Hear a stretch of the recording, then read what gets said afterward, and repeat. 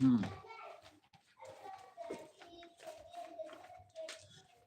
Yes, hello guys. Welcome back to my channel. On today's guys, we just decided to go live. Me together with my brother here. Hello, guys. I'm still trying to share the live. I think you guys can see, so Yeah, that we can have more people into the chat, regardless. yeah. Yeah, Should we wait for them to join? I love. No, we can actually start because a lot of these guys are going to be watching Oh, the mm, recap. So yeah, sure. Okay, so on today's video, guys, we're just doing a quick fire questions, and as you all know, my brother here is from Uganda, and I'm Kenyan, based in Nairobi. yeah, Mm-hmm. So, should we start? yeah, we should definitely start. Yeah. Yeah, we should start. Now, here's the first question. How do you feel? How does you feel being in Kenya? Uh, so since this is gonna be more of a conversation and all that, Yeah. I think I'll just try to give a little bit of details because when we talk about how I feel about living in Kenya, Yeah. I think I can give an open-ended answer or a short-ended answer. Yeah. But the thing is, I feel good. That is the absolute truth. Yeah. And every day that goes, it feels so bad that I'm almost leaving. It feels Yeah. so bad. He was telling me that you still have time, but Yeah. as a person who that you're almost leaving, it doesn't feel good. So Mhm. I like it here in Nairobi, Kenya, and for a couple of reasons. That's why I like it here in Nairobi, Kenya. The weather, the people, Yeah. the food, especially the street foods, Yeah. the transport system. Yeah. But Okay. someone is trying to call you. Yeah, you see. You're using the same phone to record the live stream. Yeah.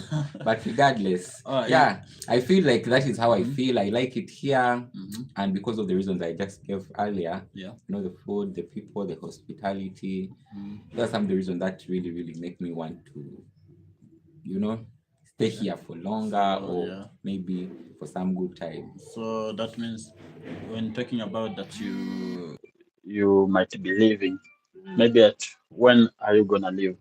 So I'm leaving. I don't want to give the guys the exact date, Yeah. but I'll be leaving next month.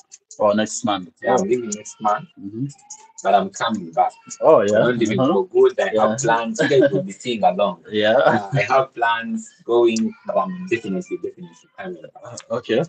Sorry guys, there's someone calling. Let me. Uh, Sorry for that.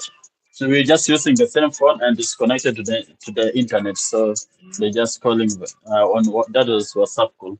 Mm. But anyway, here's the question, bro. The first thing that caught your attention when you first arrived in Kenya, or more specifically in Nairobi. So the first thing that ever caught my attention, like you want me to say to give it in terms of like physical thing, more of a relationship related thing, more of Okay, you can just talk on everything NSI. and So inside, yeah. physically or material wise, I think one thing that caught my attention when I came here is how developed the infrastructure was. I used the express highway, that Oh is yeah. JKIA to, because the first time I came in here, I was staying in Parklands. So from JKIA to Parklands. So Yeah.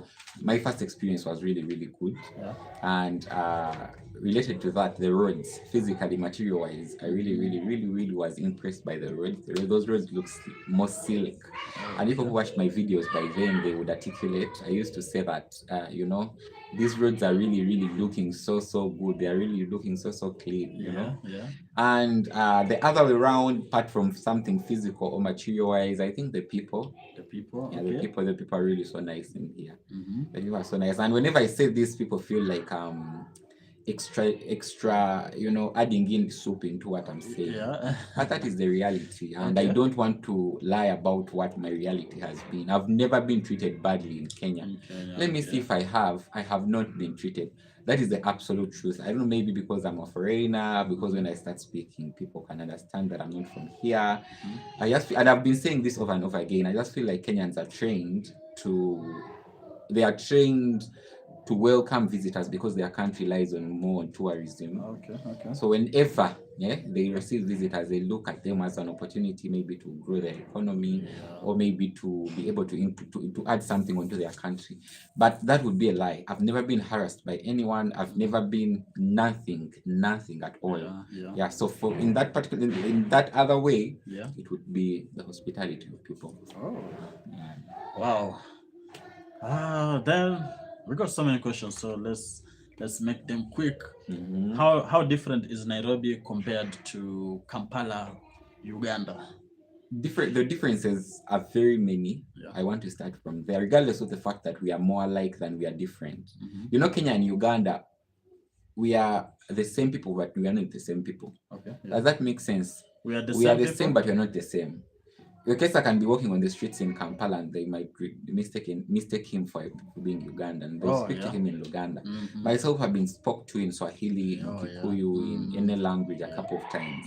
That shows that the difference is almost a similarity.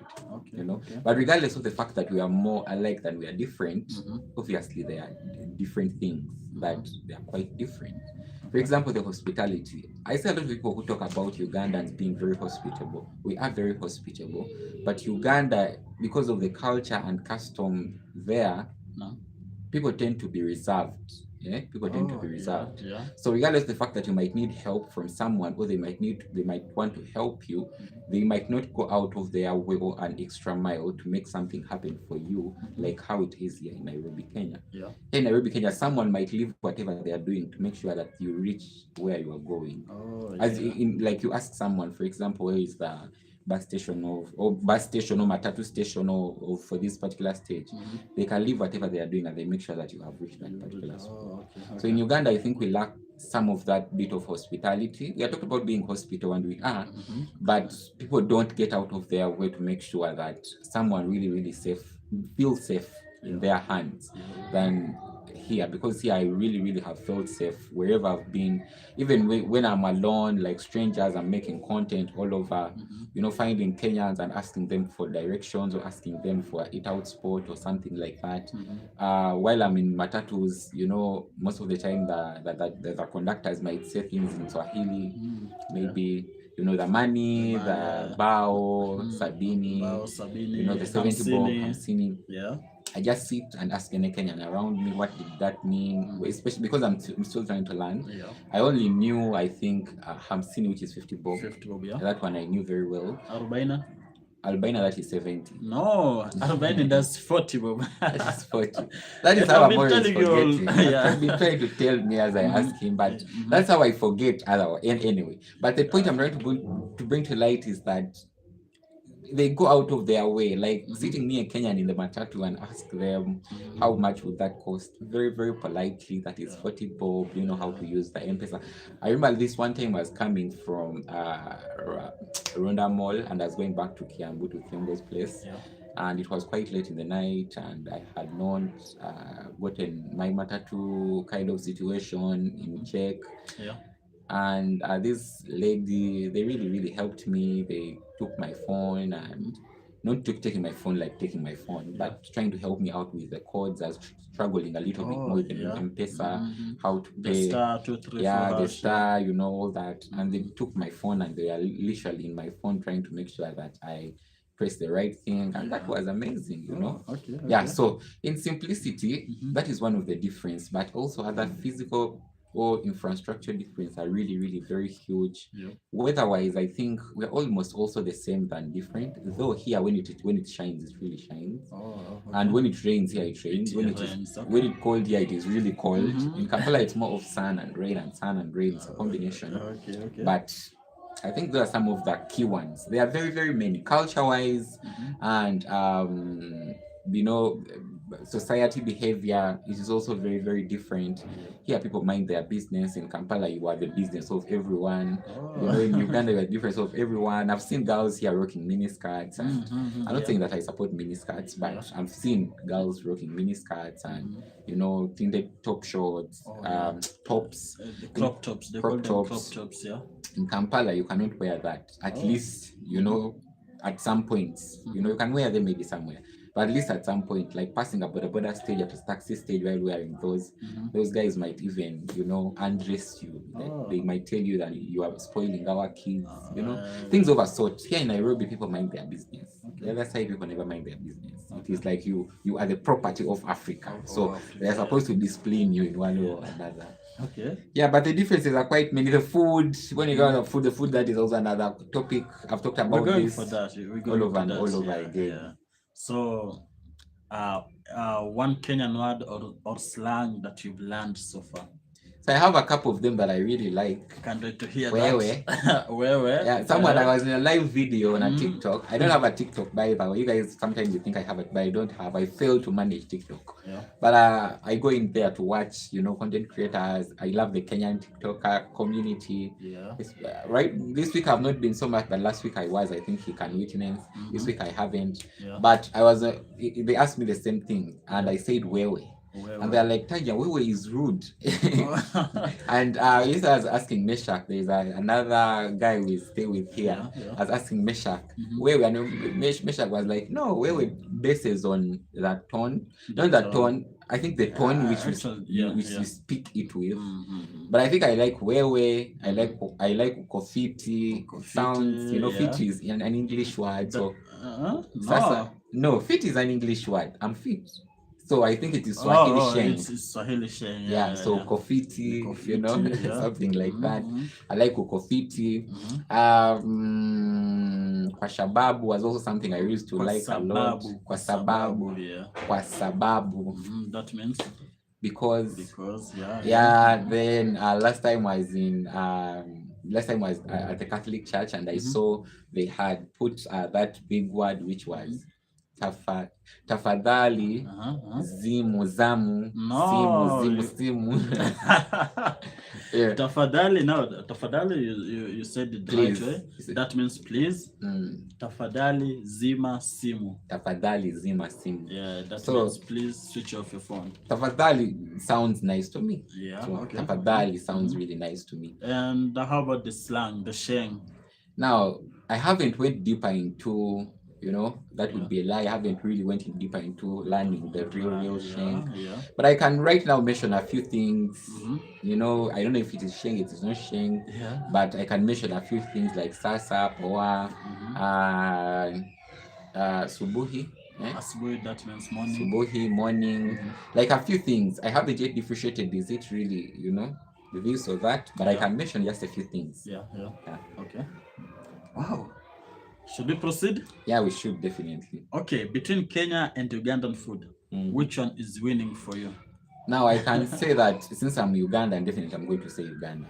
I am going to say Uganda because I'm Ugandan, and because of where I grew up from and the foods we used to eat and things like that. So I would just say definitely Ugandan food. Okay. But Kenya, they have a delicacy, githeri.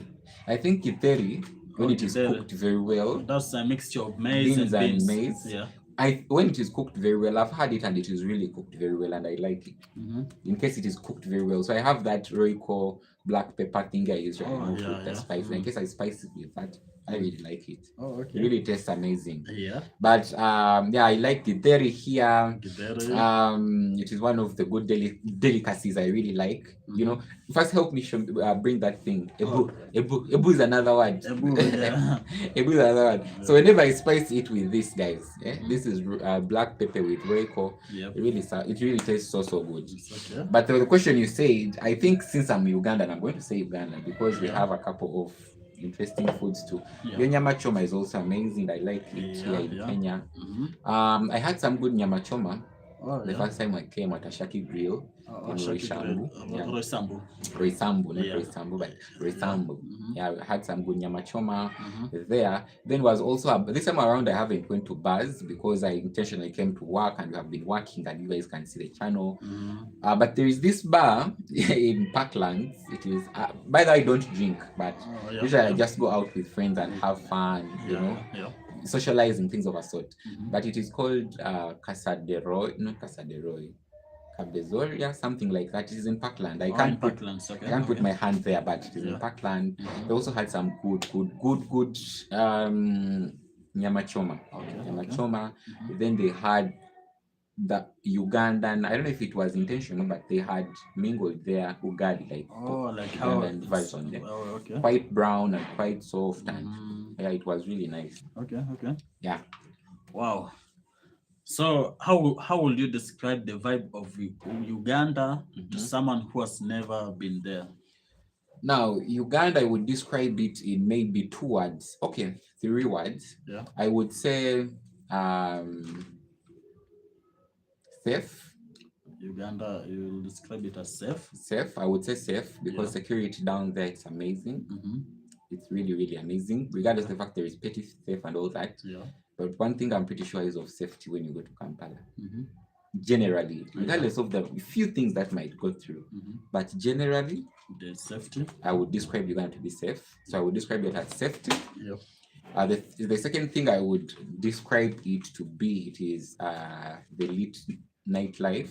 Oh, the nightlife. Yeah, the nightlife that it's quite lit. People are out from 7 in the night to 6 a.m. in the morning. Okay. I don't know if that is done here in Nairobi, but okay, mostly weekends from Friday. I think you have seen how the street are. Now in Uganda, from Friday, Saturday, and Sunday, not so much because Monday people are preparing to work. Now in Uganda, yeah, Mondays people drink, Tuesday they drink. Now because we have a good security. Oh yeah. Because of the good security, that has prompted like that good nightlife to be really, really solid. That people are out because they know that we have the army, the UPDF, we have the police guys. Yeah, everywhere. You know, patrolling. They're patrolling. They are keeping the country safe. Oh, okay. So I would describe also the nightlife to really be so good there because of the security. Now your constitution here in Nairobi, here in Kenya, it doesn't allow the Kenya Defense Forces, the military officers, to protect, like to be part of the protection unit. Oh, yeah. But in Uganda, it's completely different. The UPDF are mandated to protect Ugandans and their property. So they work hand in hand with police to make sure that everything is safe. Yeah. So that increases or heightens the nightlife there. Okay. So the nightlife there, it is quite lit.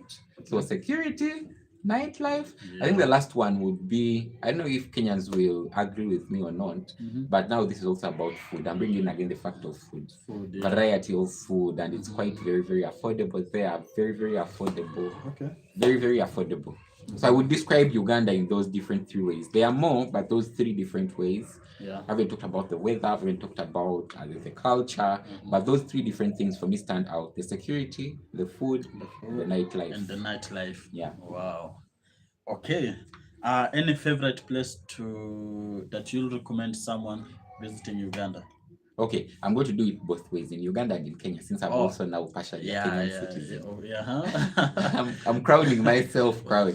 Yeah. But when you go to Kampala, Uganda, make sure that you visit most of the historical sites of the Buganda Kingdom. Oh, okay. Yeah. And also Busoga Kingdom, like in case you can, all the kingdoms. I don't want to say to be specific, but in case you can, any kingdom you'll be able to access, visit the heritage site. It will really talk a lot when it comes to Ugandans, and specifically for that particular tribe. It will speak a lot. Yeah. The reason why Uganda, we are still more of an African traditional society compared to other East African countries. Oh, okay. So we still, there are things that we still do that in the ATS that are not so recognized in the modern kind of era or modern kind of world. And when you are there is that connection that I just feel like it just rises up on the top of you, going through, for example, going through the Buganda heritage sites. There are quite many of them. The Busiro, the King's Palace. They take you deep into history, how many kings have lived. There is that connection you feel that really you feel like you're at home. Okay. So that is the first thing that I would recommend you to visit when you're in Kampala, Uganda. The second place I would recommend you to visit, it is the market, especially Owino Market. Owino Market. Yeah, Owino Market. That is our biggest market in Kampala. Okay. Now, don't eat when you are not sure, because I usually have a bad stomach and I don't like eating around. But just go and visit and see what happens in Owino Market. Wow. Okay. Yeah, because someone might say, food and junk food and all that, and street food. Street food is there. But in case you have a bad stomach, don't eat, Don't because eat. I'm not guarantee of the, the food quality when it comes to hygiene. There is no guarantee, and I'm Uganda, and I'm telling you this. There is no guarantee. But at least visit and see. Move through. It has different sections. Move through, see the organization that is there. It might inspire you in one way or another, maybe in your business or something, something of a sort. Then the third thing I would recommend you to visit when you come to Kampala, Uganda, or generally in Uganda, not only Kampala, Uganda, the countryside life. The countryside life. Make friends. If you have a Tanya in that country, make sure that you tell them I'll be coming. If you have a Tanya in that country. Yeah, in Uganda, if you have a Tanya in Uganda or a friend in Uganda, make sure when you come, make them know that you want to visit the village kind of life. You see how we live. We're more like than different. I was telling him earlier on, do they cook here on firewood? In Uganda, it is common, especially in the countryside. So visit and see how we prepare matoke, how we take care of our gardens. We call them ensuku. How we take care of the gardens, we call them ensuku. Ensuku. Those are the gardens. The gardens. How we take care of those gardens, things of a sort. How we propagate, sweet potatoes. How food is prepared. The family dynamic setting. It might, change in one way or another. There is quite much to see, tourism. Even when I'm in Uganda, I never go to the zoo, so I won't lie you that go to the zoo. But there's a lot to see. But at least in case you do those, I'm guaranteed that you might get a point of almost everything. Yeah. Wow. And how do Ugandan people perceive Kenya and Kenyans? Now, I've had a couple of friends who are Kenyans, and obviously Ugandan. But I would say, before you travel to Nairobi, it is not good things that are talked about Kenyans. Before you come here. Like, it is not so good things that you might hear people talking about Kenyans. Okay. Sometimes you would hear that they are aggressive, they are short-tempered, someone might just get a knife and stab you. In Nairobi, or Kenyans generally, sometimes you hear that they can, like, they are money hungry, they like their money, they want it now and now. Mimi enda pesa yangu sahi. Nataka pesa yangu sahi. I want my money right now. Things of a sort. But regardless, being here now, that is the perception back at home. They think Kenyans, and also the Mandamano have contributed to spoiling your image down there, because now they think that it's a lot. I can't go into Mandamano because that's more politics, but it's a lot. It has painted another picture of being more of a hostile, that they are very hostile, and they can't come to the round table. But obviously they have their reasons why they're doing so. But but that's the picture there. But being here and the experience I've had, I think I debunk that. It is wrong. It is not correct, and that's why we have to travel so that we can. False allegations. Yeah, those are false allegations. So that we travel so that we can be able to debunk some of those things. Wow. Yeah. Okay. One Ugandan tradition you wish many people, or rather Kenyans, will know about it. One tradition. Yeah. Now this might be, I don't know if I should talk about this, but let me talk about this. So, as I told you, we're still more of a African traditional kind of society. Even you can feel this in the community compared to other countries. But how I hope, or how I wish Kenyans can copy this Ugandan version of respect when it comes to the matriarch and the patriarch. Like the relationships, especially when it comes to women and men. Okay. Yeah. Okay.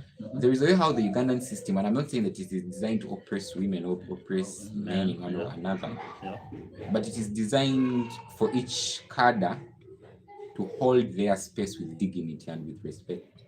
Now, the reason I'm saying so, I've seen a lot of stories about women, men, relationships here, and it just feels like since the freedom is so much, time has come where women and men want to be on the same level. And it has broken a lot of families. I've seen YouTube videos, I've seen. I just hope that Kenyans can copy that, know that the matriarch and the patriarch God designed these things a particular way. Yeah. So as long as they can be able to maybe learn that, because it is hot down here. Exactly. It's hot down here. I just hope that they can learn that, that's something, and just learning to respect that patriarch and matriarch can never be the same.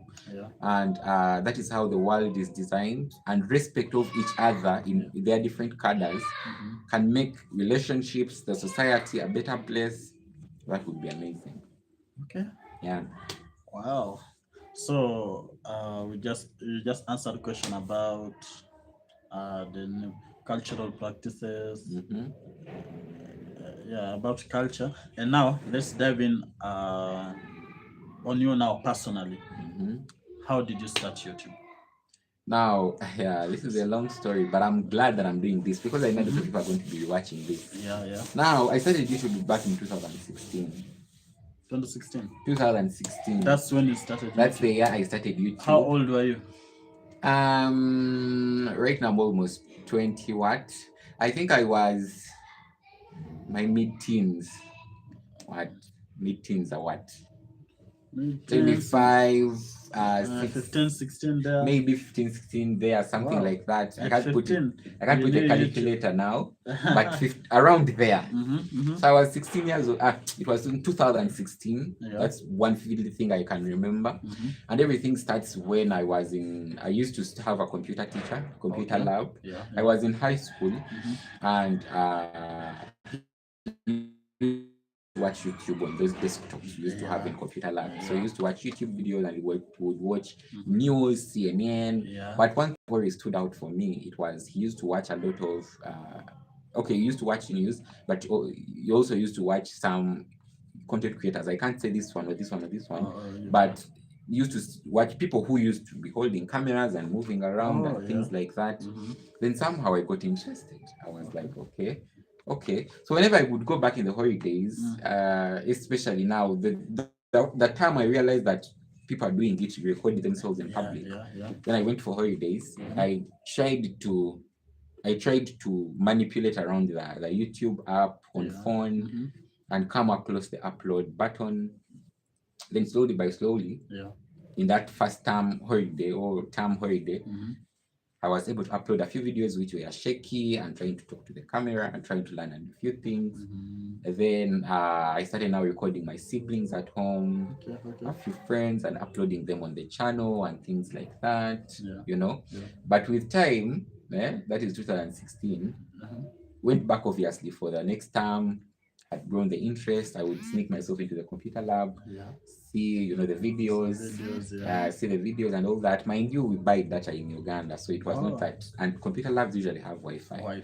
But regardless, learn more things when I go back in holidays, because I'm in the boarding section, try to do whatever those people were doing. So 2016, I was not so consistent. 2017, not so consistent again. But I was seeing, and I was at the peak of my high school. 2018. Then I fire up. I become more consistent, uploading more videos. But that is in simplicity how I started. Seeing someone who was watching YouTube videos, getting curious how they are doing it, manipulating around the phone. I had a small Kodak phone. It was button. It was not actually button, but it was a smartphone. It was a smartphone, but some of those ones that I had a cousin who had flew to South Africa and had come back with that phone. I manipulated it around, and the image was the worst. Most of those videos right now, I mean archives. You can't see them. Kept them somewhere. But manipulated the phone around, and I was able to upload a few videos. That was 2016. Then later on, 2018 became consistent, and here we are now, 2025. Wow. Yeah. You've come a long way. I've come a long way, but it has not been, there are some years I would even skip 2 months, 3 months without uploading. But I think of recent, the last 5 years, since YouTube started, since I came back on YouTube, have been my most consistent years, and have been my most fruitful years. Okay. Yeah. Wow. So what inspired your content style, or rather what are you doing right now? Now, my content has changed over time. That is the absolute truth. I've changed over time. Like starting out in 2018, I used to do more of beauty videos. I would do more of makeup videos. I was learning how to do makeup, things like that. Then later on, I doing a little bit of lifestyle, bringing people along, recording birthdays. Yeah. Then later on, there was a period of time I did more of, I come from a family that has very many women. Oh, yeah. It's family of women. We are very, very few men in our family. So I Yeah. come from a family of very, very many women, and very, very entrepreneurial and very goal-oriented women. Oh, okay. So they had done all businesses, and growing up I had seen all businesses. So whatever business I would see, I would come manipulate it on YouTube, how to do this, how to do hair, how to do this. But I started like that, beauty videos, then went to lifestyle, recording birthdays and social events, and we had gone to the village to bury someone. Yeah. I record that, obviously not the date, but record someone. Oh, yeah. Record other people around. Other people That is around, 2017, 2016. Then later like that, I discovered another niche of sit down videos where I talk about business. So I'm also a very business oriented person, regardless of the fact that now I'm doing YouTube. But in case you see from far, you can see the way how I do my content. It's also very business oriented, because I'm here to collect coins. I'm here to collect coins. But regardless, in a good way. Regardless, in a good way. So 2018, 2019, I started switching up content. Started doing more business content, business to start up in Kampala, Uganda, where you can get this in Kampala, Uganda.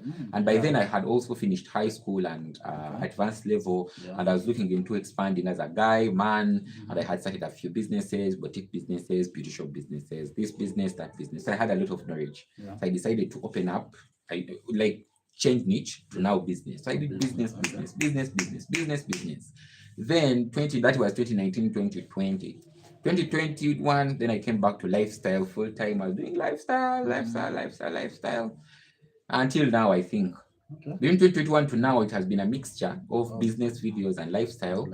But I would describe my content now, where I am this moment in my life, to be more of now I'm traveling. More of a travel, of course. Now I'm traveling. So I don't know, tomorrow we might go back to education. You never know. But now I'm traveling. And that is the beauty of growing with YouTube. There are people who started following me when I didn't have a beard. By the way, I have a beard, I cut it off, I shave it off. But the people who started following me when I was so young, and my voice was not even this small deep, I was so young. And this is the beauty, that people watch you all through the periods of time, and they know that now Tanya has started nursing school. Now Tanya, the people who started following me as high school, those people were 2016.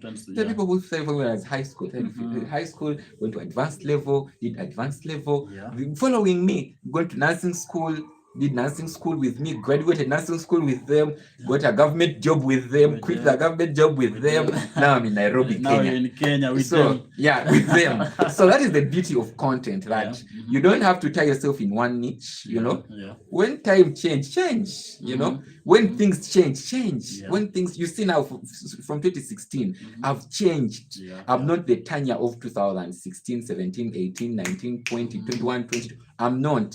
I'm in my new era of travel, and I'm traveling. In case tomorrow I come up and I'm going to be teaching you different things, how to set up businesses in Kenya, please watch the videos. Because now again we are on another topic of life. Sure. In simplicity, that is it. Wow. So what are the challenges that you face as a Ugandan YouTuber? Maybe you might tell us the challenges you faced here in Nairobi, Kenya, and also in Uganda. Now, the main challenge, especially in Kampala, Uganda, when it comes to YouTubing, people have said data and all that. I won't say data. I'll talk about people with the YouTubers in Uganda. In Uganda, Let's start with the YouTubers before we go to people who watch us, you guys, the viewers. People in Uganda, we have an issue. We lack courage. Remember, courage is one of the key developments of factors of values as human beings. We need to thrive. In Uganda, Ugandans, we don't have courage. I bet this one to you guys. In case you have, a Ugandan who has courage, clap yourself. Clap for yourself, not clap yourself, but clap for yourself. We lack courage. And not having courage, it limits us from meeting each other. Now, since I came here in Nairobi, Kenya, I've met you, I've met Gabriel, I've seen how you interact with your fellow YouTubers. You call this one, you call this one. You call this one, you call this one. In Uganda, you reach out 20 times to someone. They'll never reply to you. Because of courage, they think that you're either going to use them, they're going to help you, you're not going to help. It is more of a transactional kind of thing. And it is bad because it cuts off opportunities. There are videos I've made on my channel because of him. Because in case I haven't met him, the videos you guys wouldn't have seen. Yeah. And the same thing for him, you know. So you see that collaboration, it's more of a symbiotic kind of relationship. You feed on me, I feed on you. You feed on me, I feed on you. So that is the main challenge in Kampala, Uganda. The second thing, according to me, it would be now the data. And the internet usage. In Uganda, data is very expensive and access to Wi-Fi is quite low. You can still access Wi-Fi, but it's expensive. Like setting it up only, it can cost you around 20,000 Kenyan shillings. And a month, Just setting up that Wi-Fi thingy. Just setting it up, especially the good Wi-Fi, like 20,000, 600,000 Kenyan shillings. And after setting it up, there is the monthly charges. Monthly charges, of course. Which are we supposed to pay? Also, they tend to be high. So that leaves us in a hanging line when it comes to data and Wi-Fi. Then also the other challenge would be consumption of content in Uganda. It is quite low compared to Nairobi, Kenya. So that leaves very, very many Ugandans stranded and very, very less courageous to continue creating. Because whenever you create and you really have created a video for a whole year and you don't have a video with even 1K views, what are you doing? You know? And that is the truth on ground. So there are very many challenges, but I think that is those are some of the absolute ones for me. Courage among content creators. The second thing would be data. It's quite expensive. Then the third thing would be the third thing was what? I'm forgetting already. You said? We talked about data. We talked about courage of content creators. Not merging up to promote each other. Then the last thing was, I'm forgetting. Someone should remind us in the comment section. Did you not talk about just the two of them? I talked about two. I thought there are three. There are only two. Okay. How do you handle hate comments or rather criticism? Before actually we go to criticism and all that, you had said challenges here in Nairobi, Kenya. Now challenges here, I don't want to sound very objective. Let me just be subjective. But I think Kenya, when you're out of the country, you feel and record anything anywhere, but that is not the absolute truth. Now that's the challenge I think which is here in Nairobi, Kenya. In order to get somewhere, the bureaucracy, you need kitu kidogo. On a lot of different ways, especially in case you want even to showcase a project that is going to make Kenya shine. And will you tell them what happened yesterday? We shall leave that for another time. When the videos are out, you guys maybe we shall come back and tell you the story. But the bureaucracy is really real. And it is not like how it appears that you have to always record anywhere. No. The bureaucracy is high. Even though you are bringing a project that you know it's going to really contribute to this country, you need kitu kidogo somewhere. You know? So I was asking about how do you handle hate? Criticism. Hate and criticism. Now, over the, let me see, 16, 17, 18, 19, 20, 21, 22, 23, 24, 25. Over the period of 10 years, I would say that I've been criticized on very many occasions. You guys are just seeing the Tanya right now, but I was different last year, I was different 2019, 20. I was quite different. And the criticism over time, it has shaped the person I am right now. Because now I know I'm all about making my money. I'm all about making sure that I'm doing content to my viewers. Whatever happens elsewhere, it is not my matter. It is not my matter. None of my business. None of your business. So whenever someone comes, and the good thing with YouTube, they have really 2016, 2019 there, 2020, they introduced new features of filtering comments. So someone might comment something and think that it will reach to me directly, but it is filtered somewhere. Now that is the good thing with YouTube. So I set up my comment section to make sure that there are words and there are things that they are filtered instantly. They can't reach my community, they can't even reach myself. And every after 30 days, YouTube just cleans that bin. And I can never even see that. So some people think that they have commented something to hurt Tanya because of what. And you didn't see it. I didn't even see it. Then when I came to Nairobi the second time, initially while I was here, I received a lot of criticism. I received a lot of criticism because of the way how I articulate myself. You know, I'm a very outspoken person when it comes to the way I articulate my thoughts. I love speaking about the real issues and bringing people along. I was criticized, and I would say not positive criticism, because I welcome positive criticism. It is one thing that has shaped the Tanya right now. But I would say all the negative criticism that I received while I just came back to Nairobi, that was the first and second week of me being in Nairobi. First of all, it was bad and it was not so nice. Of the Kenyans I know, but again, as a content creator, I know that with YouTube and with content creation, sometimes those things will come in.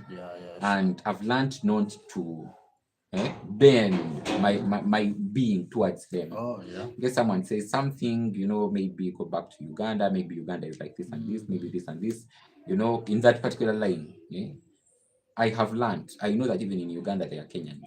And I've learned that also the East African community was put here for a purpose. So that might not change me a lot. And there are bad things more than that, but that is just an example that I've learned not to drift or to go down with what someone says. I know who I am and I know what I represent, I know what I stand for, and that's what I'll continue standing for. In simplicity, that's how I deal with it. The comment section filters for me everything that is negative. Then when it comes to me and it is either positive criticism that is a little bit too high, I handle it very, very well. Yeah. Wow. So what's your viral or rather memorable video so far? Now it might not be viral, but the memorable video. It was the first time I landed in Nairobi. Yeah, it was the first time I landed in Nairobi. The very first time you came here? The first time ever. It is the most memorable part of me when it comes to content creation. Because when I stepped on this land, it felt like home. It felt like a place I've known, but I've not been to for a very long time. And because of the people, and I've always been this towards people. The people I met were so kind. And I tell Kenyans this. Don't allow that image you have created in this world to die because of a few rotten eggs. Make sure that you stay good. Like, people here behave very, very well. They are very, very receptive to people. I've been seeing a couple of videos, we've been editing that we did in Mudura and in Gikomba. You can never find that free willingness and ability for even people working in the market to interact with someone creating content in Kampala. That it is special in its own way. It is a special something in its own way that a lot of Kenyans don't know that they do.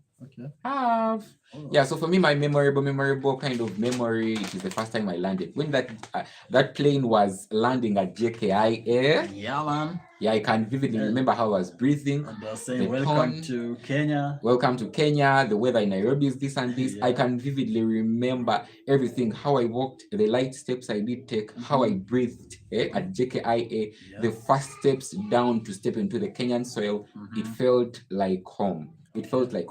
And my greatest prayer is that I get away how I can stay in Kenya. I don't know how, but I hope that one day I can be able to stay in Kenya legally, not illegal. Legally, like stay here legally. Like maybe I have a work permit, a residency permit, or maybe I have a Kenyan passport. That is one of the greatest days I hope and pray for, and I've manifested, and I hope that it comes to happen.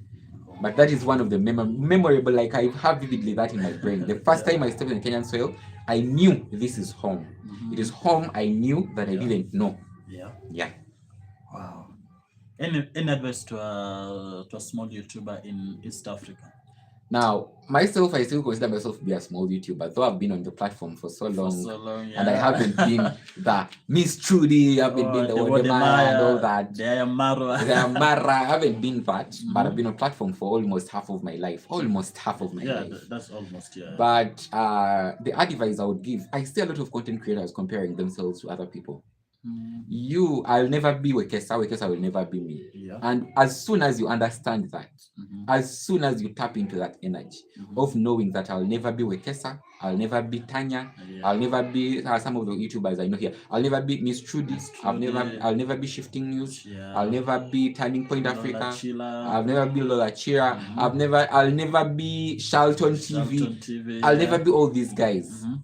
You embody something that you are truly made to be in simplicity.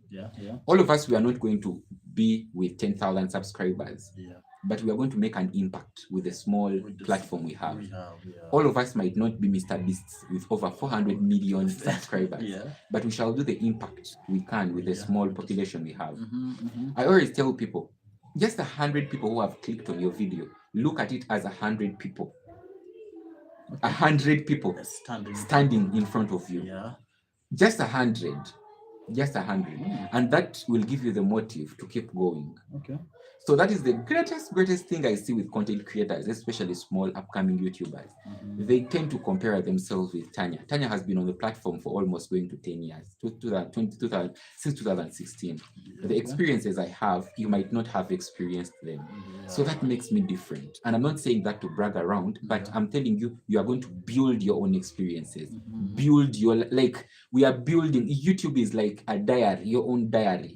In 10 years from now, while I'll be living in Kenya, maybe this video will be pulled out to be seen. But you are building your own diary. I told you there are people who watched me while I even didn't have a beard, while my voice had even not deepened, while I was just in high school. These guys still follow me up to now. They have been with me through all what has happened. All what has happened. Nursing school from day one. I vlogged my nursing school day one on nursing school, and there are people who watched that. And I vlogged my last day in nursing school. I vlogged my first day in. And there are some of the people who watch the nursing. Yes. The first vlog in the nursing. First vlog and the last vlog. And that is a pretty good example to show you that with YouTube, build your own community. All of us are not going to have 100,000 views on one video. It's not possible. But what about the 1,000 who have watched? Do you put them into consideration? Are you grateful for them? Do you consider how amazing and how how good it is for them to spare just 10 minutes to 10 minutes to watch that 10-minute video? As long as you tap into that energy, I kid you not, you will be the next Mr. Beast. Now, for me, I've learned to move, to walk my walk. Tanya, I walk my walk. That's why even for me, I abruptly upload videos. Because that is my work. I'm not going to go. I don't read from the same book like other people. I don't. Because I know life is different and life is so short for me to keep on holding that things should be this way and things should be this way. No. So my greatest advice would be, don't go around comparing yourself to other people. Don't even bother. You are special the way how you are, and you are going to be special, and whatever you give us, we shall take the way how it is. Misconception people have about YouTubers. That they are very rich. Okay, some of them are rich. I take back that. My brother Amara is a rich guy. And I've been following his journey for a very long time. Since he was in Colombia. He was in those Asian countries. Now he started YouTube in Colombia. So for example, Miss Trudy, my sister, very rich. A couple of people, I usually give those two examples because I know they might not be biased because they are big and, and they're a very great example to all of us. But what I'm trying to say is that the greatest misconception I think people have is that we are very rich, and yet we actually work on a very, very tight budget. Especially when someone sees your videos that it has hit 5,000 views, 10,000 views, even 100,000, even a million. Even they think that now this guy, this video generated 1 million. He has 1 million views, now the video generated 1 million Kenyan shillings. But that is not the reality. I'm telling you the absolute truth. That is not the reality. That is the greatest misconception I've found, that whenever they see you with a camera recording, they think you are very, very rich and you are supposed to cater for everyone else's problems.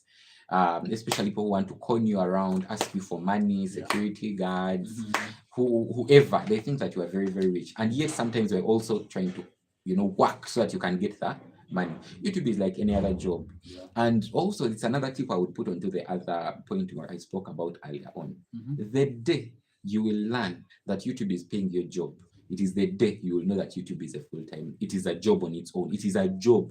Like how you wake up in the morning, you take a shower, you go to work, you dress up very well, you go to work and expect a salary at the end of the month. This is YouTube. It is YouTube, especially when you are monetized and you are seeing the profits or the dollar signs, whatever the case may be. So that is also another thing. Learn to treat YouTube as a full-time job. It will give you some good fruits. I've met people. I tell you guys this. I've met people. I've been in places where I never thought I'll ever be. With my 30,000 subscribers, just 30,000, not even 1 million subscribers or 100,000, but 30,000 subscribers. I've been to places I never knew I would be. I've met people I've never thought I would meet. So that really talks a lot when it comes to, the behavior patterns of YouTube and all that. I hope I've been able to answer that question pretty well. I'm satisfied with your answers. I think my our viewers also, I think they are satisfied with your answers. And maybe if you Yeah. think that there's something we haven't tackled, you can just comment there on the comment section, and we will dive into on it. So, lesson you've learned from being a YouTuber so far? I think the greatest lesson I've learned being on the platform now full time, because Yeah. since I quit my job in May, people have been with me, they know I was a civil servant in Kampala, Uganda, working with KCCA under the Ministry of Health, getting my monthly salary, having my NSSF paid, having my, pay as you earn taxes paid by the government. Yeah. I was a civil servant, but I quit in May, and I quit just a few years after I had graduated and got the job. Now, the issue with me is this: whenever I feel like I'm not growing, I say bye bye. Oh. Whenever I feel like I'm stuck, You're stuck, yeah. I move. You move, yeah. And I hope that many people can do that also. Whenever you feel stuck, move, because it means that it's enough. You have learned enough, you have grew enough, and it's time to move. So for me, I knew in the moment, whenever I would have those repeated cycle, wake up in the morning, go to work at 5 a.m. in the morning, come back at 10, do the same, it's the cycle repeats. yeah, it's all. Repeats on its I own. knew I had enough. It's like you are a robot designed.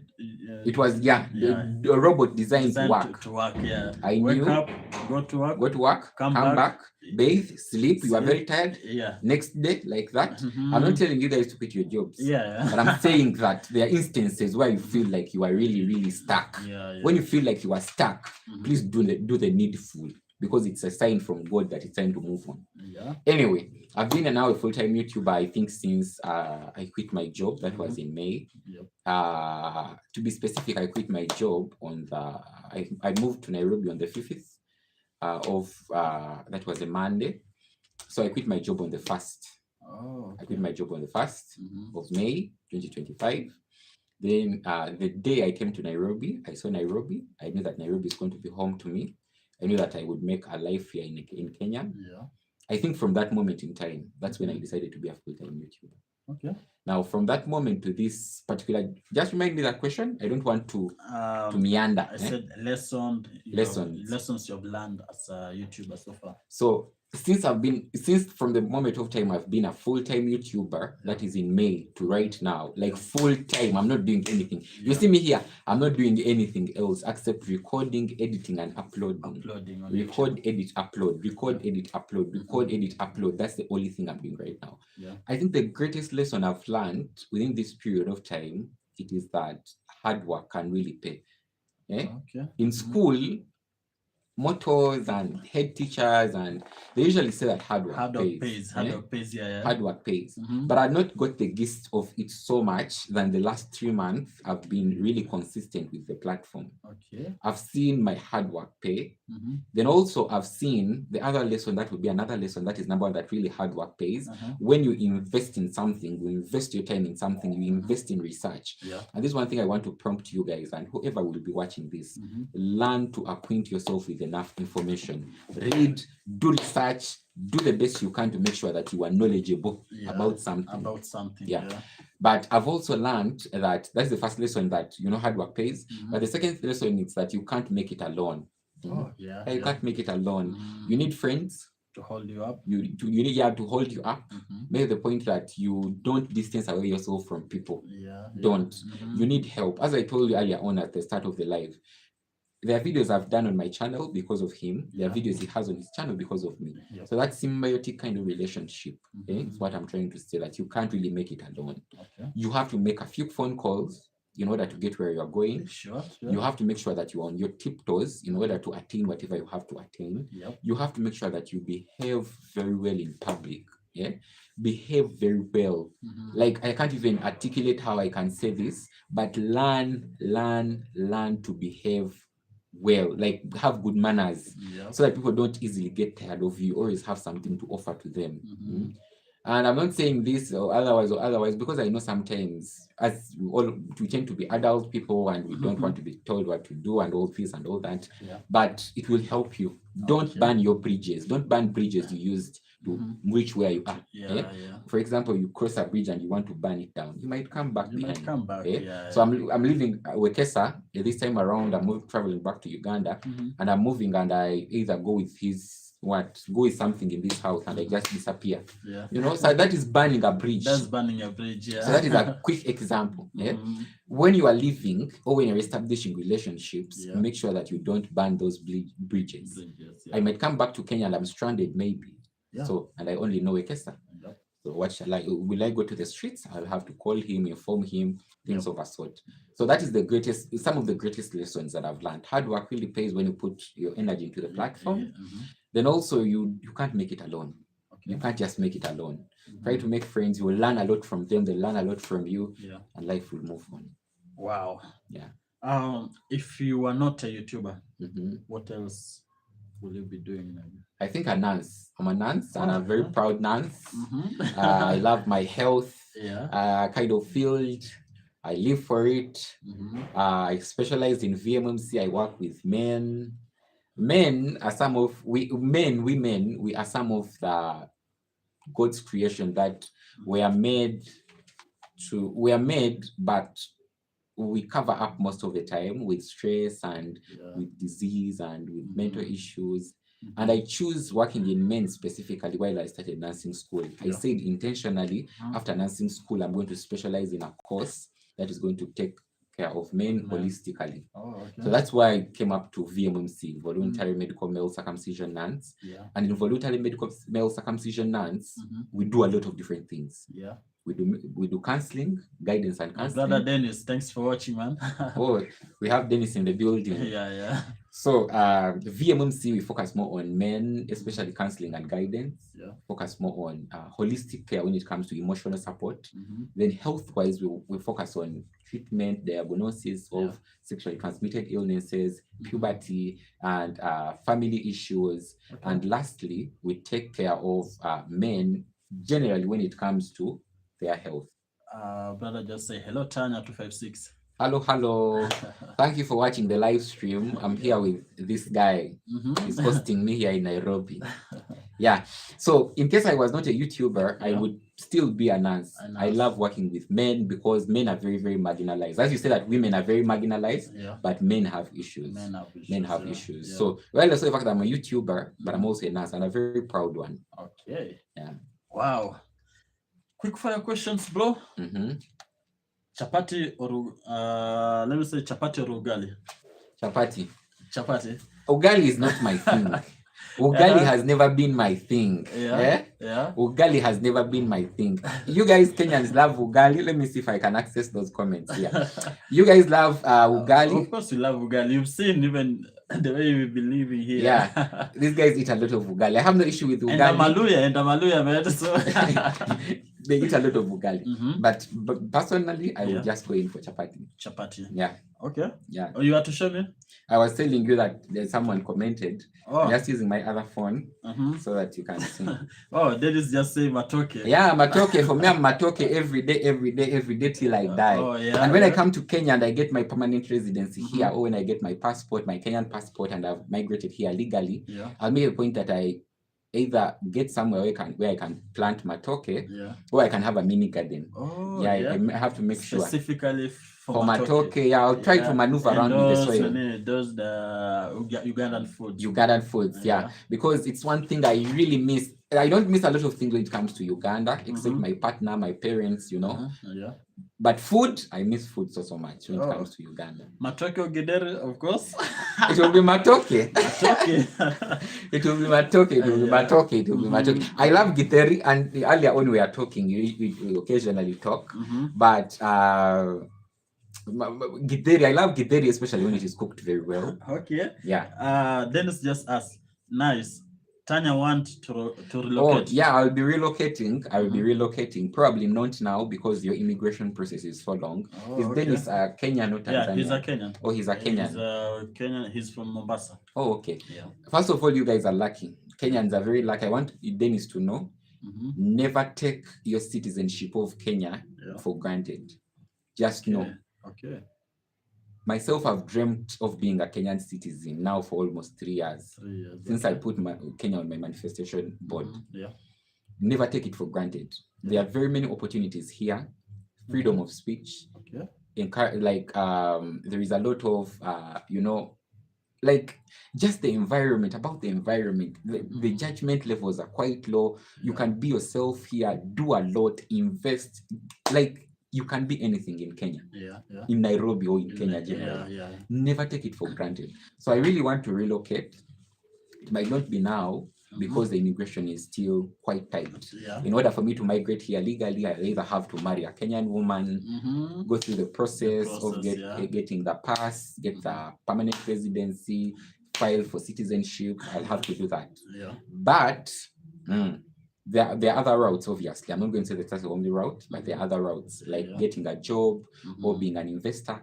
I haven't made the money, Dennis, to invest in Kenya. Like you guys, when it comes to your investment plan, someone need to have over 500,000 Kenyan shillings so that they can granted that permit. So I don't have that money. So it is still up and down, but hopefully, because you never know how things might happen.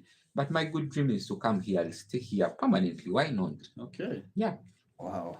Dennis just said Kenya is a beautiful country. Yeah, that's amazing. It's amazing, and a lot of Kenyans don't know.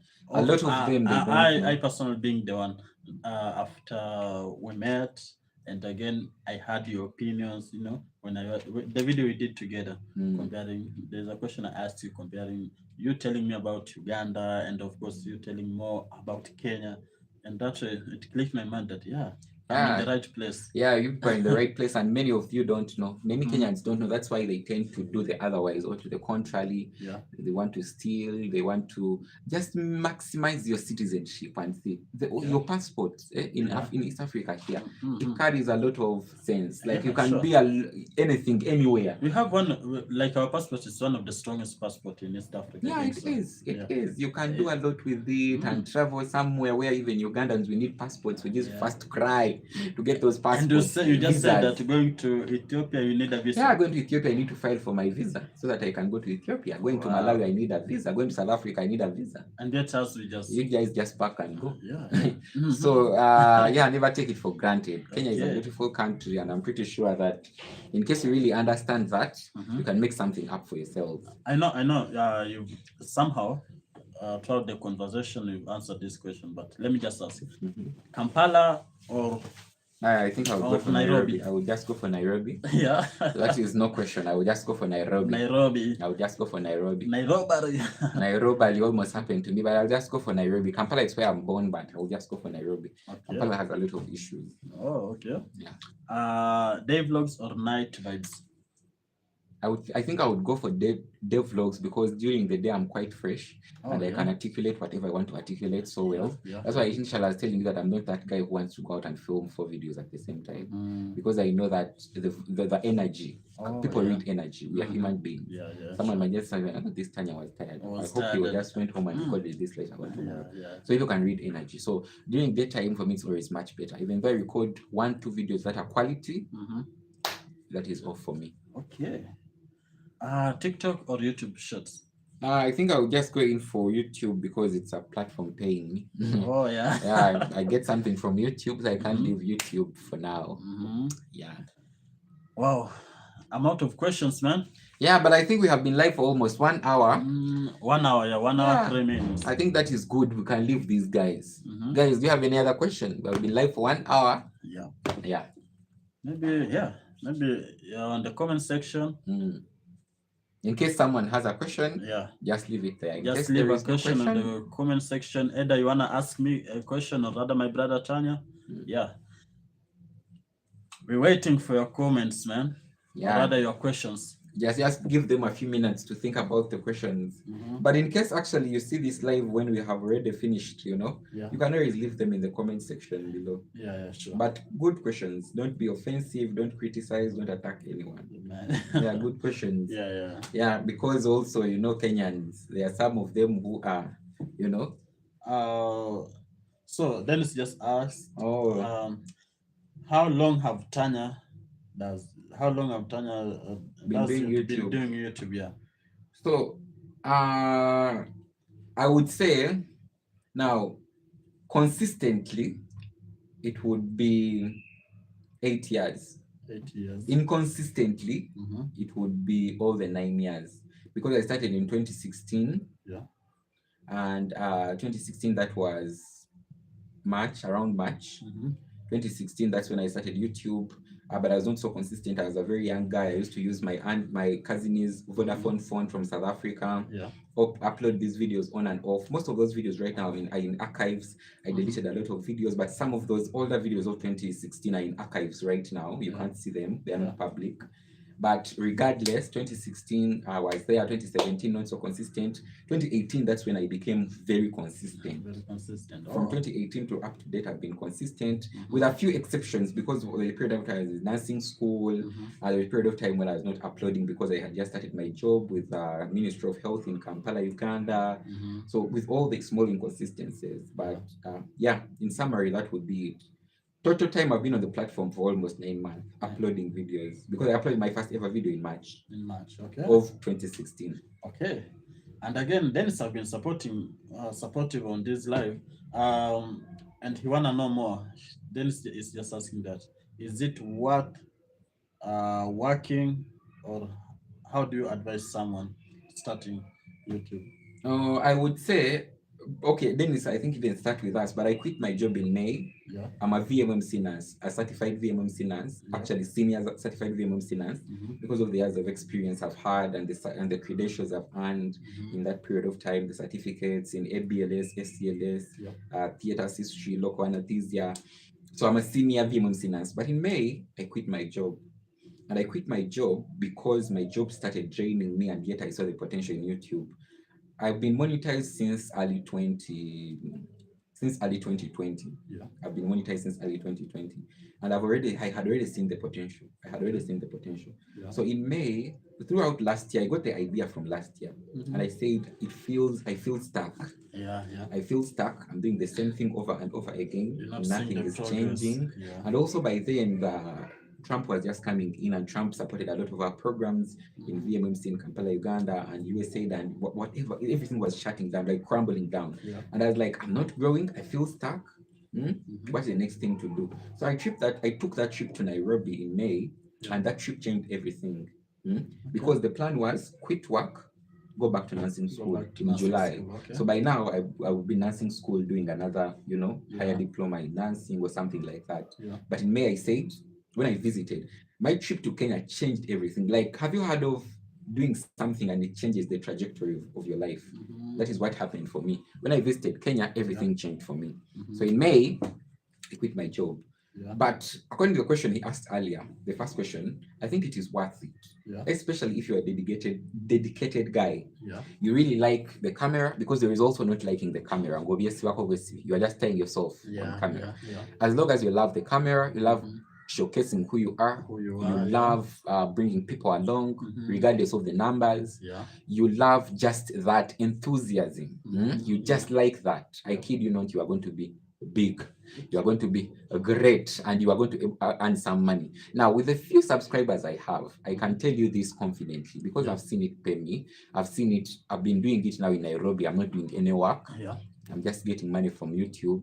You want to support me, support this. I have a house back at home, I'm still paying, So I would say generally that it's worth it, but when it comes to quitting your job, don't quit before. You first make sure that at least you have a plan of the next 6 months. That's what I first did. Then you can quit and know that I'm traveling to Nairobi, I'm traveling to Mombasa to specifically create videos. You can get some good money. So then saying, I'm a YouTuber in Mombasa.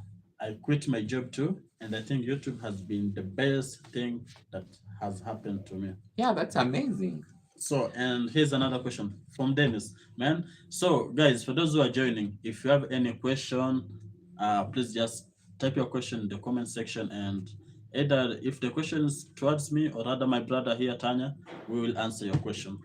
So again, Dennis saying, why do you think most big YouTubers doesn't like doing collabs with others, especially the upcoming ones? Oh, that is also a big issue. But Dennis, I would say that we are quite different, and success treats everyone differently. Does that make sense? Yeah. Success treats everyone differently. That's why some of us will never attain the 1 million subscribers. That's why some of us will never be like Mr. Beast. There is reasons why. There are reasons why. So personally, I think ego. There is something called ego. Time comes and they feel superior. Time comes and they feel like they own this space of YouTube. And they feel like just giving you 2 phases of electricity to just jump start your car just like this, it is a lot. It's a lot, yeah. So I think those are some of the rotten few tomatoes in the basket, but they are good ones. Yeah. There are bigger YouTubers who are good and don't have any issue with that. Yeah. But also, as people who are being helped, we tend to become an issue. There are some content creators who have helped people to reach wherever they reach, and when they reach up there, or they attain some level of status, then they come against these guys who helped them. So also content creators have learned the hard way that I've helped this, I've helped that, I'll no longer help because of the way how we behave. But my thing is this, for you do the right thing. If Dennis, I approach you today, I'm Tanya, I tell you, Dennis, please help me, I want to learn how to edit. You know, just learn how to edit. Dennis, it is not going to take away your leg. It will not take away 1 second of your life you will live on this earth to just show me how to cut and split. How to cut and split. That it will never take away. How to trim. How to trim. It will never take away even 1 second of your life. Otherwise, it is actually continuing to bless you. Because the prayers I'm praying for you, you never know, Dennis, tomorrow you might travel to the States, and the first day in the States you land on someone who is willing to maybe host you for a full month or what, and you are saving money. So I believe that just do the right thing.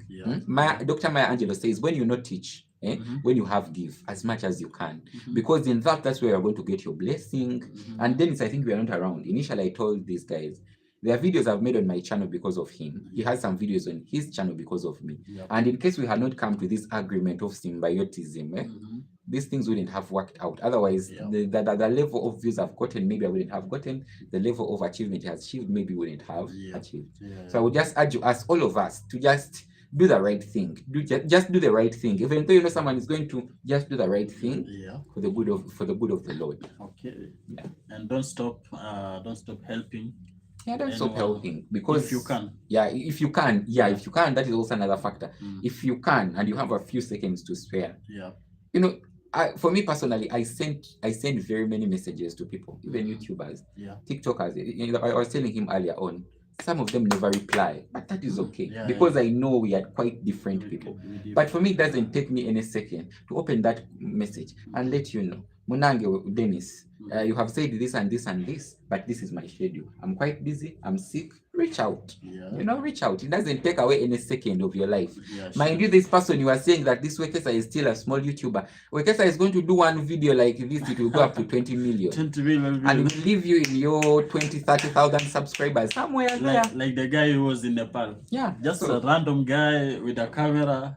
You never know. You never know. He made those views in 1 week. The views in a week time. In a week time, 30 million views. Those people who have made for years. Views we have made for years. So never undergrade any person, because you never know tomorrow. Things can change. Things can really change. Again, Dennis is asking, what do you think one should do to make good content? Personally, now that Dennis bases on the niche. Bases on the niche and the financial capabilities.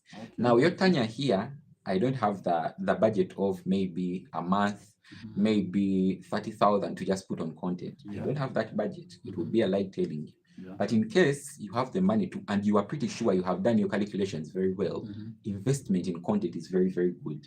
Invest in a good camera, invest in a good trip where you know that you're going to make good content, invest in good relationships. There's also that thing that people can invest in relationships. Socialize as much as you can. Have at least in your phone should have Tanya Ugandan YouTuber, Wekesa Kenyan YouTuber, Ronick Namibian YouTuber. Just having that circle of people, especially when it comes to socialization, you never know where those people might fall for you when the time comes. So I think it is a three-way. In case you have the money, invest in it, and you're pretty sure it will come back. The second thing when it comes to, I think, producing good content, like good quality content, is making sure that you have good research about the content you are providing. Make good research. And this is one thing I'm also trying to instill in Wekesa. Try to do good research. You are talking about Nyayo Stadium. Talk to me as if I've never heard of Nyayo Stadium. Talk to me as if I've never heard of Talanta Stadium. It is my first time. So that's the research I'm trying to do, because I see a lot of YouTubers, they just come up with pop it on screen, video. Forget about these videos where we are just showcasing, with smooth music and it's artistic. But when it comes to giving right information, do your research when it comes to topics. Do your research, and even in editing, make sure that your edit manifesting your research. Yeah. So I think that would be it. But again, most of these things we don't do because, but do as I say, don't do as I do. Dennis to do cleanse. Renson is a brother. We're going to do so much videos in Nairobi. Man, I've been telling you, I've been telling you about that. There are so many projects to showcase here in Nairobi. There are very many. And I've been telling you, you're most welcome here in Nairobi, and I can't wait to be your tour guide. Yeah, to take you around, Yeah, start running with police. Start running with police. Nairobi is amazing. So coming to Nairobi, you'll get you'll have that other experience that you've never. It's amazing out here. The weather, the people, the projects to cover. Oh God, you guys can see on my channel. Time comes and I'm just forgetting. Did I record that video? Am I the one who right now I still have an 88 building video. I got an opportunity to go up there, see those rooms. I haven't uploaded that video, and I forget that video. So Nairobi has very many projects for content creators. Very many of them. So guys, I mean Dennis, you're most welcome. Anytime, just give me a call. We do it. Okay, Dennis just said, I think this point is there's a point you said. There's something you are talking about, contacting YouTubers and they not responding. So he's saying, I can relate. I have had sent so much messages to YouTubers, mostly Kenyan. Shocking, they never reply. Yeah, they never. Even myself, I've sent a lot of messages to these guys. Yeah. They don't care, and it's okay. It's okay. When they find us there, we shall also not care. Oh, my brother Kevin. Hi Kuzo. Hi Kuzo. How you doing, bro? Hi Kuzo means what? Is it in Swahili? Like hi, then Kuzo. Kuzo, that's a short form of cousin. Hi Kuzo. Yeah. Oh, okay. That is Sheng. He's my cousin. Yeah, that's Sheng. He's my cousin. He's based in Mombasa. Bro, how is Mombasa? And we're here with my brother Tanya256 from Kampala, Uganda. You just said it's Uganda, not Uganda. Oh, okay. My brother from Kampala, Uganda. So if you have any question you want to ask any question about Kampala or rather about him, just drop it in the comment section and we're here for you. Dennis, again, you guys are welcome in Mombasa. Yeah, and that's what I've been thinking about that. But maybe not now. So I'm waiting for you to come in Nairobi first. So that you can plan to go to Mombasa. Yeah, then when you come to Nairobi, then we'll plan on going back to Mombasa with you. So come to Nairobi, I'll be your tour guide and take me to Mombasa. I was in Mombasa, but I think right now Mombasa is somehow transformed. Things have changed, So maybe let's do this. You first come here in Nairobi, then take me to Mombasa. You'll be my tour guide there, okay? Bro, Mr. Kevin, Mombasa is good. Love what you are doing. Say hi to Tanya. Hello, Kevo, Kevin. And Kevo, when are you coming back, man? When are you coming to Nairobi? Mapotelea Mombasa sana, man. Yo, so I'm waiting for your questions, rather for your comments, and please make sure you like the video. Yeah, you should like the video. Like the video, and also our phone is almost dying, so. In case you have questions, leave them as early before the phone dies. The battery, not the phone dies. But the battery, yeah, sure. Come with Tanya, Mombasa, we do it. Oh, yeah, that would be amazing. I told you about going to Mombasa. I'll be coming to Mombasa. I believe, in December. So I'm traveling to Kampala next month. Yeah. I'll be there for a few days. Had Tanya collab with you. Okay, we are going to read it. Yeah. But I'll be traveling to Mombasa probably December. Next month I'm traveling to Uganda. Then from Uganda I'm going to Rwanda. Then from Rwanda I'll go back to Kampala. Then from Kampala come back to Nairobi. Yeah. So that is the plan, unless anything, except everything remains the same. So that is the plan. Yeah. Uganda, Kigali, Rwanda, Uganda, Nairobi. So when I come back to Nairobi, then maybe we can link up and be able to make some good content. And my brother Ken Masharia, another one. Ken Masharia, right now, where are you right now? Are you in Malawi? The last time I checked, you are in Malawi. My brother Ken Masharia from Kenya.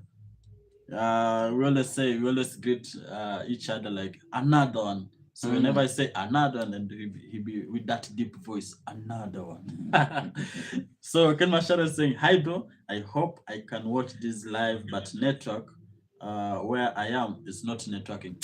You will definitely watch it. He will keep it up. Yeah. I'm leaving him with all the skills. He's going to rewatch it. We are going to reschedule it, re-edit very well, then it will go up. So every person who missed it will come back and watch it. Yeah.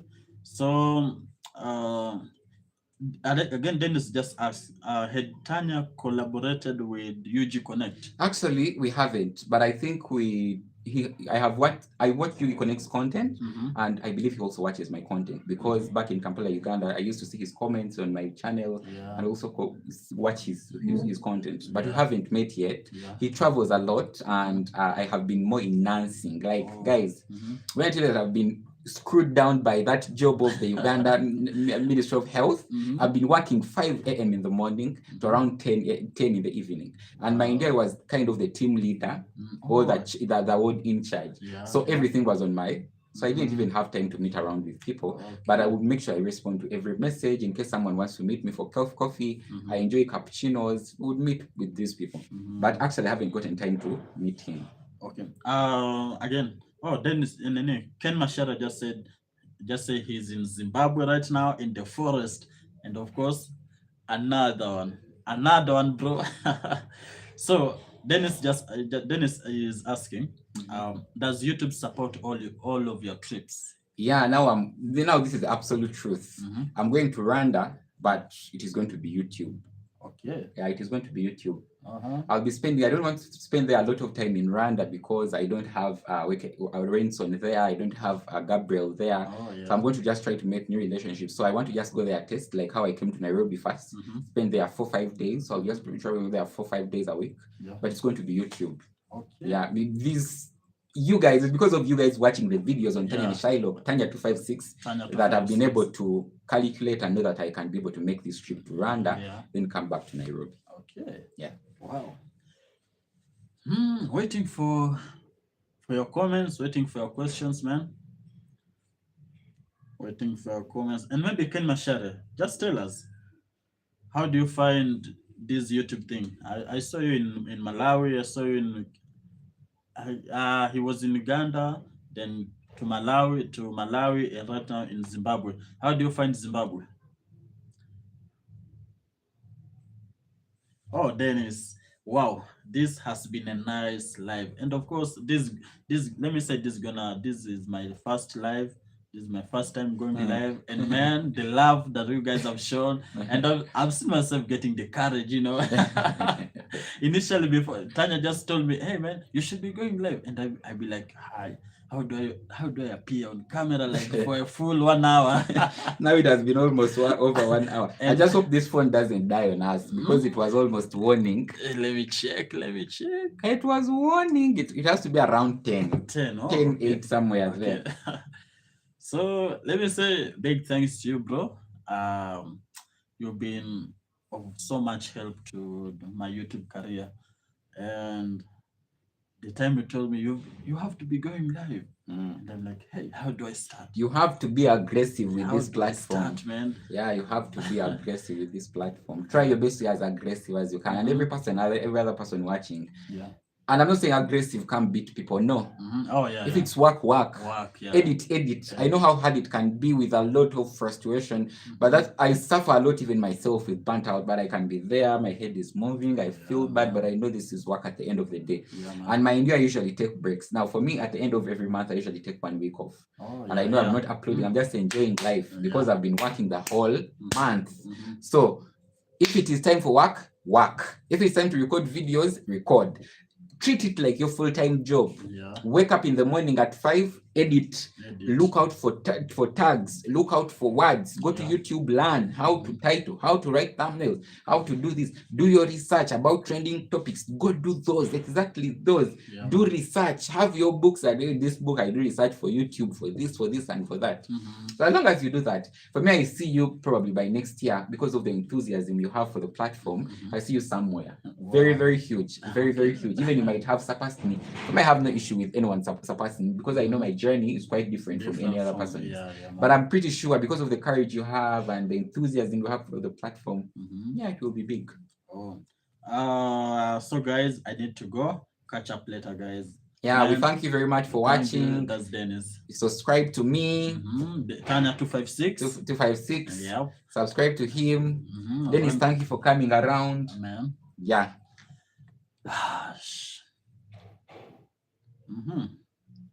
So guys, drop anything, any question. Just drop any question to the comment section and we're here for you. It's the question and answer video. So we have 3 people in the building. I thought we have only 1 person. When you come into the live stream and you haven't liked it, please make the point that you give it a like. Yeah, man. Yeah.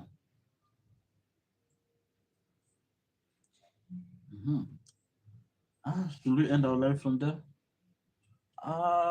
So fair to all of you. I always watch. Yeah, Dennis, I know you've been supporting me since day one. I know I can remember the first comment after seeing my videos, after all that long time me contacting you, telling me, oh bro, I wanna do this, you gave me advice. And the very first time you saw my video aired or rather premiered on YouTube, I know you've been supporting. Thanks for the support, man. I appreciate. Yep. So guys, it's about that time. Yeah. We have to do some other things. I just saw someone joining. It's quite they're joining at the wrong time. We are saying bye-bye. We shall try to go live maybe another time, but for now we should do it tomorrow, maybe in the evening. Yeah, probably we shall try out tomorrow. Okay. Yeah. So thanks for watching. Thanks for being part of this journey. This is my first live, and I've really enjoyed the live, and I'll be doing more and more of these. So see you tomorrow at 6 p.m. I'm gonna do, I've just started being addicted to these right now, and see you on the next one. Bye bye, guys. Bye. Here? Yeah. Here. Yeah. Even they are looking at you saying, what is this guy saying?